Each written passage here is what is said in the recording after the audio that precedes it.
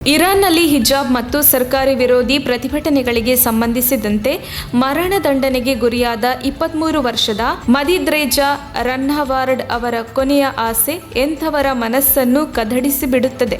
ಮಜಿದ್ ರೇಜಾ ತನ್ನ ಸಾವಿಗೆ ಯಾರು ದುಃಖಿಸಬಾರದು, ನನ್ನ ಸಮಾಧಿ ಬಳಿ ಕುರಾನ್ ಪಠಿಸಬಾರದು, ನನ್ನ ಸಾವನ್ನು ವಿಜಯವನ್ನಾಗಿ ಸಂಭ್ರಮಿಸಿ ಎಂದು ಹೇಳಿದ್ದಾರೆ. ಮಶ್ಹದ್ ನಗರದಲ್ಲಿ ಸೋಮವಾರ ಮಜಿದ್ ರೇಜಾ ರನ್ಹಾವರದ್ ಅವರನ್ನು ಸಾರ್ವಜನಿಕವಾಗಿ ಗಲಿಗೇರಿಸಲಾಯಿತು. ಅವರ ಕೊನೆಯ ಆಸೆಯ ವಿಡಿಯೋ ಇದೀಗ ಸಾಮಾಜಿಕ ಜಾಲತಾಣಗಳಲ್ಲಿ ವೈರಲ್ ಆಗುತ್ತಿದೆ. ಡಿಸೆಂಬರ್ 12ರಂದು 23 ವರ್ಷದ ಮಜಿದ್ ರೇಜಾ ರನ್ನವರದ್ ಅವರನ್ನು ಸಾರ್ವಜನಿಕವಾಗಿ ಕ್ರೇನ್ನಲ್ಲಿ ನೇಣು ಹಾಕಲಾಯಿತು. ಇದೀಗ ಅವರ ವಿಡಿಯೋವೊಂದು ಸಾಮಾಜಿಕ ಜಾಲತಾಣಗಳಲ್ಲಿ ಹರಿದಾಡುತ್ತಿದ್ದು, ಅದರಲ್ಲಿ ಮಜಿದ್ ರೇಜಾ ತಮ್ಮ ಕೊನೆಯ ಆಸೆಯನ್ನು ಹೇಳಿಕೊಂಡಿದ್ದಾರೆ. ಸಾಮಾಜಿಕ ಮಾಧ್ಯಮಗಳಲ್ಲಿ ವೈರಲ್ ಆಗಿರುವ ವಿಡಿಯೋದಲ್ಲಿ ಮಜಿದ್ ರೇಜಾ ಕಣ್ಣು ಮುಚ್ಚಿ ಇಬ್ಬರು ಮುಸುಕುಧಾರಿ ಗಾರ್ಡ್ಗಳಿಂದ ಸುತ್ತುವರೆದಿರುವ ಕ್ಯಾಮೆರಾದೊಂದಿಗೆ ಮಾತನಾಡುತ್ತಿರುವುದು ಕಂಡುಬಂದಿದೆ.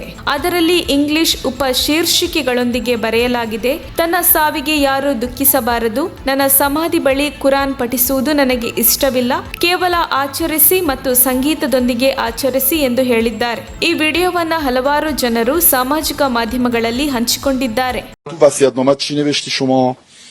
کجا خاکم کنن؟ دوست ندارم گریه کنن سر مزار.